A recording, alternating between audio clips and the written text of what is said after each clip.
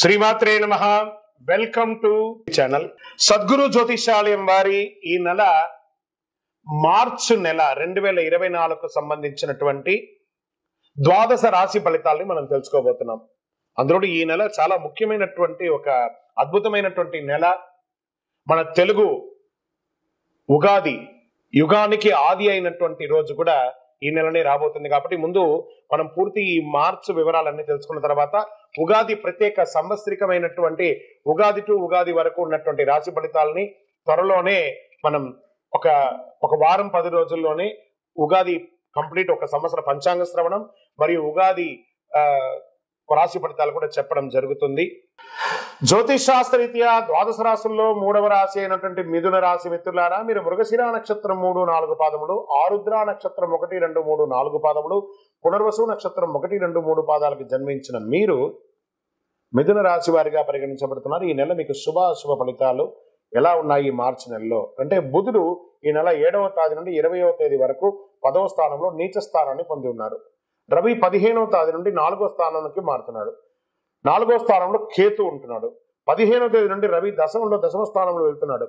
దశమంలో రాహుతో కలవడం ఇవన్నీ జరుగుతున్నాయి. దీంట్లో ఏమేమి ఫలితాలు వస్తున్నాయంటే, వివాహం కాని వారికి చిన్న చిన్న ఒడిదుడుకులతో సహా అయితే వివాహానికి చక్కటి అవకాశాలు, అది స్త్రీ పురుషులు ఇరువురికి కూడా వస్తుంది. భార్యాభర్తల మధ్య కాస్త ప్రతికూల వాతావరణం ఏర్పడుతుంది. గొడవలు పెరిగే అవకాశం ఉంది. రాజీ ధోరణి అవలంబించండి. ప్రేమతో కూర్చొని మాట్లాడుకోండి, అన్ని సెట్ అయిపోతుంది. విద్యార్థులకి ఇది సమయం, మంచి సమయం ఇది. విద్యార్థులు మీరు కోరుకున్న కోరికలు నెరవేరే అవకాశం, కానీ బాగా శ్రద్ధ పెట్టి చదవండి. ఆర్థిక పరంగా లాభదాయకంగా ఉంటుంది. ఆరోగ్య విషయంలో కాస్త శ్రద్ధ వహించాలి. వ్యాయామం లాంటివి చేయాలి. పౌష్టిక ఆహారం తీసుకోండి. వ్యాపారులకు మంచి లాభాలు వచ్చే అవకాశం ఉన్న నెల ఈ మార్చి నెల చెప్పచ్చు. నిరుద్యోగులకి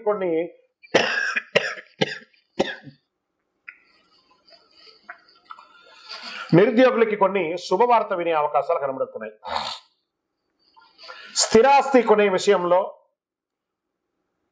బాగా డాక్యుమెంట్ చెక్ చేయండి. ఉద్యోగం చేసేటప్పుడు పై అధికారులతో మాట్లాడేటప్పుడు జాగ్రత్త, ఒక గ్యాప్ మెయింటైన్ చేయండి. ఆచి తూచి నిర్ణయం తీసుకోండి. మంచి మల్టిపుల్ అవకాశాలు వస్తున్నాయి. ఆర్థికంగా మంచి పురోగతి ఉంటుంది. నిర్ణయాలు తీసుకునే విషయంలో జాగ్రత్తగా ఉండాలి. నరాలకు సంబంధించిన చిన్న చిన్న ఇబ్బందులు వచ్చే అవకాశాలు ఉన్నాయి. కొత్త వ్యాపారం కూడా మీకు అవకాశం వస్తుంది. చేస్తున్న వ్యాపారమే కాకుండా కొత్త వ్యాపారం కూడా వచ్చే అవకాశం ఉన్నాయి. ముందుకు వెళ్ళొచ్చు ధైర్యంగా. నూతనంగా ఉద్యోగం కోసం ట్రై చేసే వాళ్ళకి ఇది ఒక మంచి సమయం. మానసిక అస్థిరత్వం ఉన్నా కూడా దాన్ని అధిగమిస్తారు. రాజకీయ నాయకులు, ప్రజాక్షేత్రం ఉన్నవాళ్ళు జాగ్రత్త జాగ్రత్త జాగ్రత్త. డాక్టర్స్, డిఫెన్స్ వారికి మహాయోగం. స్త్రీలకైతే ఉద్యోగం చేస్తున్న స్త్రీలకి చాలా అద్భుతంగా ఉంటుంది. వ్యవసాయదారులకు చాలా బాగుంది. ప్రేమికులు ఇరువురు కూడా సంతోషంగా ఉండే అవకాశం ఉంది. భార్యాభర్తల మధ్య మళ్ళీ అన్యోన్యం గురించి మళ్ళీ రిపీట్ చేస్తున్నాం, జాగ్రత్త.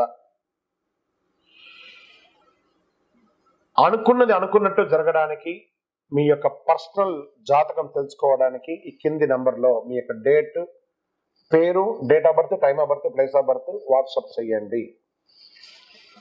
ఈ నెల మీకు లక్కీ డే అని చెప్తే గురువారం అని చెప్పొచ్చు. లక్కీ నెంబర్ 3 అని చెప్పొచ్చు. కార్యసిద్ధి కలిగించే రంగు గోల్డ్ కలర్ మరియు పసుపు కలర్ మీకు బాగా కలిసి వస్తుంది. తూర్పు దిశ ప్రయాణాలు చాలా అద్భుతంగా ఉంటుంది. చంద్రాష్టమం 6/3/2024 8:28 రాత్రి నుండి 8/3/2024 9:20 వరకు చంద్రాష్టమం ఉంటుంది. ఈ 2.5 రోజులు చాలా జాగ్రత్తగా ఉండాలి. వెంకటేశ్వర స్వామి వారి వీలుంటే తిరుపతికి వెళ్ళి దర్శనం చేసుకోండి, లేదా ఇంటిలో ఒకసారి సత్యనారాయణ వ్రతం చేసుకోండి. శివరాత్రి వస్తుందా కదా, ఆ శివుని అభిషేకం చేయండి చక్కగా. ఇంకను సకల దోషాలు తొలగి ఆనందంగా ఉండడానికి నవమూలిక సిద్ధ ధూపంతో ధూపం వేయండి. జ్యోతిష్ శాస్త్రం అనేది ఒక పడుతున్న వర్షానికి ఒక గొడుగే మాత్రం. జ్యోతిష్ శాస్త్రం జీవితం కాదు, బాగా గుర్తుపెట్టుకోవాలి. మీ యొక్క జాతకం మీరు తెలుసుకోవాలనుకున్నటువంటి వాళ్ళు ఇక్కడ మనం చెప్పబడేదంతా కూడా గోచార గ్రహస్థితులు అన్నింటినీ దృష్టిలో పెట్టుకొని చెప్తాం. ఒకరిని ఎక్కువ ఒకరు తక్కువ అని కదా, అన్ని వర్గాల వాళ్ళని. ఇది ఒక మ్యాథమెటిక్స్ అండి. చక్కగా దీన్ని గణించి ఏ గ్రహాలు ఈ నెల, ఏ గ్రహాలు ఏ పాదాలు ఎక్కడెక్కడ వారి ప్రయాణం ఉంది, ఆ గ్రహాల యొక్క ప్రయాణం వల్ల ఆ రాసులకు ఎలా జరుగుతుందని నిర్ణయించే ఒక ఇది. ఏదో గాలికి చెప్పి అలా కెమెరాల ముందర వచ్చి చెప్పే కాదు ఈ పద్ధతి. చంద్రమౌళి వెంకటేష్ శర్మ ఒక ప్రిడిక్షన్ ఇస్తున్నారంటే దాంట్లో ఏదైనా ఒక ప్రమాణం ఉండాలి. చాలా పెద్ద పెద్ద వాళ్ళతో డిస్కస్ చేస్తాం, ఈ నెల ఎలా ఉంటుంది, మహామహా పండితులతో డిస్కస్ చేసి దీన్ని తీసుకొచ్చి పెట్టడం జరుగుతుందండి. ఇది మీ యొక్క వ్యక్తిగత జీవితానికి ఒక 40% మాత్రమే వర్తిస్తుంది ఈ యూనివర్సల్ ప్రిడిక్షన్. కానీ మీ పూర్తి జాతకం మీరు తెలుసుకోవాలి అని అనుకుంటే మీ యొక్క date of birth, time of birth, place of birth అవన్నీ కూడా మీ పరిసర ప్రాంతాల్లో ఉన్నటువంటి జ్యోతిష్ శాస్త్ర నిపుణులు, సద్గురువులని సంప్రదించి వారిని గౌరవించి మీ యొక్క రాశి ఫలితాలను తెలుసుకోండి. మీ లగ్నం ద్వారా, మీ యొక్క పుట్టిన టైం ద్వారా సంపూర్ణ జాతకం అనేది వస్తుంది. గురుగారు నేను మీ దగ్గర తెలుసుకోవాలనుకుంటున్నామంటున్నారా? మా కింద కనబడుతున్నటువంటి మా యొక్క నంబర్ మీ యొక్క name, date of birth, time of birth, place of birth WhatsApp లో చేయాలి. చేసిన తర్వాత మేము మీకు రిప్లై ఇస్తాం. ఫోన్ చేయకూడదు. మళ్ళీ ఇంకొక విషయం, జాతకం చెప్పేవాళ్ళు మాకు ఆర్థిక సమస్యలు ఉన్నాయండి, మాకు జాతకం చెప్పనంటే బాగా సంపాదించండి, అప్పులు తెచ్చుకుంటే అప్పులు తీర్చండి, సంపాదించి ఆ కష్టాలన్నీ తీర్చుకోవడం. కానీ జాతకం చెప్పుకుంటే ఆర్థిక సమస్యలు తీరిపోదు. గ్రహ దోషం ఎలా ఉంటుందో అదే మాకు చెప్తాం. మళ్ళీ ఇల్లీగల్ అఫైర్స్ గురించి దయచేసి దయచేసి దయచేసి అడగకండి. ఈ మధ్య క్వశ్చన్స్ అవే ఎక్కువ వస్తున్నాయి. ప్లీజ్ అలా అడగకండి. 21 వయసు లోపు ఉన్న పిల్లలు దయచేసి కాల్ చేయకండి. మీరు చదువుకునే వయసు, ఖచ్చితంగా చదువుకోవాలి. మీ యొక్క చదువు మీద కాన్సన్ట్రేట్ చేయండి, మీ జీవితం బాగుంటుంది. కానీ జాతకం మీద కాన్సన్ట్రేట్ చేస్తే మీ మీద మీకు నమ్మకం తగ్గిపోతుంది. మరియు గౌరవమైనటువంటి 60 వయసు పైన ఎవరైనా కాల్ చేస్తున్నారు అని అనుకోండి, మెసేజ్ చేస్తున్నారు అనుకోండి, ఏమంటే మీరు 60 వసంతాలు చూసేశారు, పిల్ల పాప, కుటుంబం, వ్యాపారం, ఉద్యోగం, పెళ్లి, మనవళ్ళు, మనవరాలు అన్ని చూసేశారు కాబట్టి మీరు సాక్షాత్ దైవ సమానులు. మీకు జాతకం అవసరమా అని చూడండి. 60 సంవత్సరాల వాళ్ళకు పెద్దగా జాతకంతో అవసరం ఉండదు. దీన్ని కూడా దృష్టిలో పెట్టుకోండి.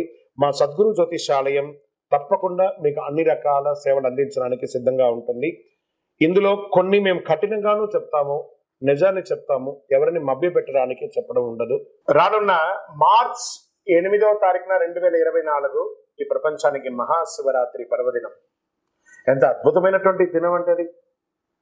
అసలు మహాశివరాత్రి అంటే ఏంటి, ఆ రోజు పాటించవలసినటువంటి ముఖ్యమైనటువంటి అంశాలు ఏంటి, దాని గురించి మనం ఇప్పుడు తెలుసుకుందాం. అసలు శివరాత్రి ఎలా చేస్తారు, ఎలా వచ్చింది, ఆ రోజు ఎందుకు చేస్తున్నాం అని కూడా. భారతీయ హిందూ సంప్రదాయ పండుగల్లో తిథుల్లోనూ నక్షత్రాలను ముడిపడి ఉంటుంది కాబట్టి కొన్ని పండుగలు తిథులు మరియు కొన్ని పండుగలు నక్షత్రాల ప్రధానం అవుతాయి. ఈ పద్ధతిలో ప్రతి నెల బాగా గుర్తుపెట్టుకోవాలి, చాంద్రమానం ప్రకారము కృష్ణపక్షమిలోని ప్రదోష వ్యాప్తి గల చతుర్దశి తిథిని మహాశివరాత్రి అంటారు. ఇది మంచి ఒక ఉపవాసాలకి, వ్రతాలకి ముఖ్యమైనట్టుగా భావించవచ్చు. శివునిగా కొలుస్తారు అందరూ కూడా. సూర్యాస్తమ సమయమునకు 6 గడియలు ప్రదోష కాలం అంటారు.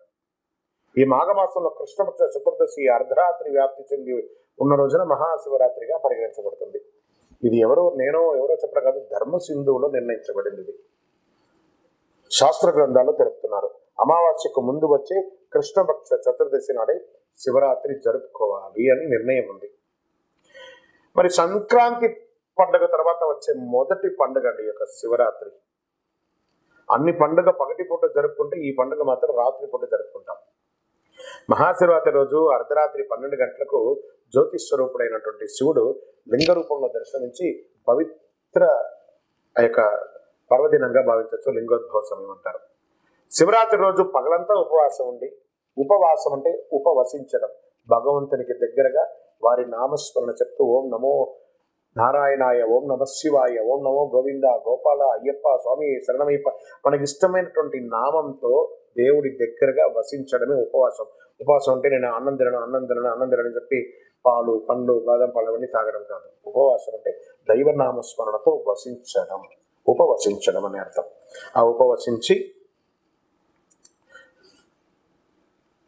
రాత్రి సమయంలో శివుడి అనుగ్రహం కొరకు నిద్రపోకుండా జాగరణతో ఉండి మేలుకొని భక్తి శ్రద్ధలతో బాగా వినండి, అభిషేకాదులు, పూజలు, రుద్రాభిషేకాలు, మహన్యాసాలు ఇవన్నీ కూడా చేసి చక్కగా స్వామివారికి పూజ చేస్తారు. అందుకే దాన్ని శివరాత్రి అంటారు.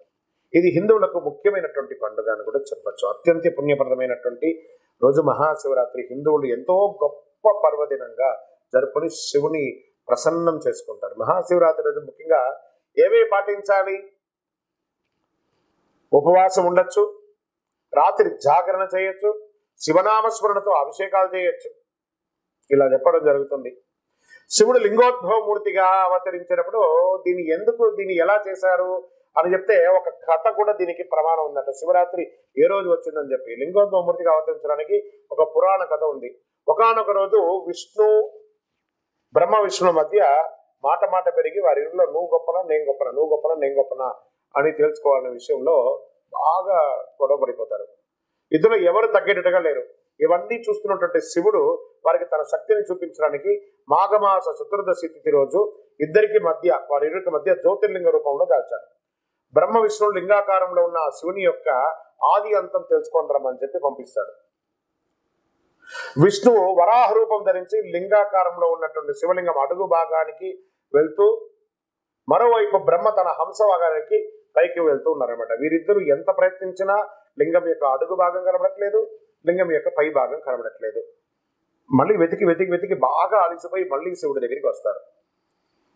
మేము నీ శక్తిని తెలుసుకోలేకపోతున్నాం, నమశివాయ, ఓం నమో నారాయణ వెంకటేశ అని చెప్పి అందరూ ఒక్కొక్కరు అంది అడుగుతుంటే శివుడు చిరునవ్వు నవ్వి మీలో ఎవరు గొప్ప అని పోటీతో వాదోపాదంతో ఉన్నదాన్ని గమనించి మీ పోటీని తగ్గించడానికి నేను ఈ లింగాకారం అవతరించవచ్చింది, వారికి నిజ రూపాన్ని వివరించి చెప్పారు. అప్పుడు బ్రహ్మ విష్ణువు శివుడు ఆధిక్యతను గ్రహించి పూజించి కీర్తిస్తారు. ఆ రోజే మహాశివరాత్రి పర్వదినం. ఇది పురాణ కథ అన్నమాట. శివరాత్రి నాడు ఏమేమి చేయాలి అని చెప్పి శాస్త్ర విధులు ఏమున్నాయంటే, మహాశివరాత్రి రోజు బ్రాహ్మ్య ముహూర్తంలో నిద్ర లేవాలి, ఇల్లంతా శుభ్రపరచుకొని శుచిగా తలస్నానం చేసి పూజా గది శుభ్రం చేసుకొని గుమ్మాలకు తోరణాలని కట్టి పూజా గదిలో ముగ్గు వేసుకొని రకరకాల పూలతో అలంకరించుకోవాలి. లింగాకారంలో ఉన్న శివుడికి శుద్ధ జలంతో, గంగా జలంతో, ఆవు పాలతో, పంచామృతంతో, వివిధ రకాల అభిషేక ద్రవ్యాలతో అభిషేకం చేసుకోవాలి. బిల్వ దళాలు, బిల్వ పత్రాలు, తుమ్మిగ పూలు, గోగు పూలు, తెల్లని పచ్చని పూలు, శివనామాలతో, శివ సహస్రనామాలతో, లింగాస్త్రంతో అన్నిటితోనూ స్వామివారిని చేసుకోవచ్చు. ఉదయం 9 గంటల లోపు అభిషేకాలు చేస్తే పూజకు ఉత్తమ ఫలితమైన వస్తుంది. పంచాక్షరి మంత్రం, ఓం నమశివాయ పంచాక్షరి మంత్రం చెప్తుండొచ్చు. ఇంకేమేమి పెట్టచ్చు అంటే తాంబూలం, చిలకడ దుంప, అరటి పండు, జామ పండు, ఖర్జూర పండు ఇవన్నీ సమర్పించుకోవచ్చు. నిష్ఠతో శివాస్తోత్రం పంచాక్షరి మంత్రాన్ని పఠించాలి. ప్రాతకాలం నుండి పూజలు చేసుకుంటూ దైవనామస్మరణతో ఉండండి. మననం చేసిన వారికి కాపాడేది మంత్రం అంటారు కాబట్టి పరమేశ్వరుని మనసులో నిరంతరం ధ్యానం చేసుకుంటూ ఆ స్వామి వారితో మమేకమై కనెక్ట్ అవ్వడం, ఆ శివుని యొక్క రూపంలో కనెక్ట్ అవ్వడం. శివరాత్రి రోజు అర్ధరాత్రి 12 గంటలకు లింగోద్భవ సమయంలో గనక శివుని అభిషేకించి ఆరాధిస్తే చాలా అద్భుతమైనటువంటి ఫలితాన్ని పొందుతారు. శివుడు అభిషేక ప్రియుడు. స్వామికి భక్తితో నీళ్లు ఓం నమ శివాయ అని చేయండి. బ్రహ్మమురారి లింగం ఆయన పోయండి, చక్కగా ఆనందపడతాడు. భక్తి ప్రధానం, దీనికి భక్తి మాత్రమే ప్రధానం, ద్రవ్యం కాదు ప్రధానం. చేసుకోవాలి. సాయంత్రం 6 గంటల నుండి మరుసటి రోజు ఉదయం 6 గంటల వరకు భక్తి శ్రద్ధలతో శివనామాలతో శివపురాణం మొదలుకొని పెట్టుకొని చదువుకుని విశేషం పొందుతాడు. అందుకని శివరాత్రి రోజు సినిమాలు చూసుకుంటే అర్ధరాత్రి సినిమా చూసుకొని కూడా నేను జాగ్రత్త చేస్తానంటే అది శివరాత్రి కాదు.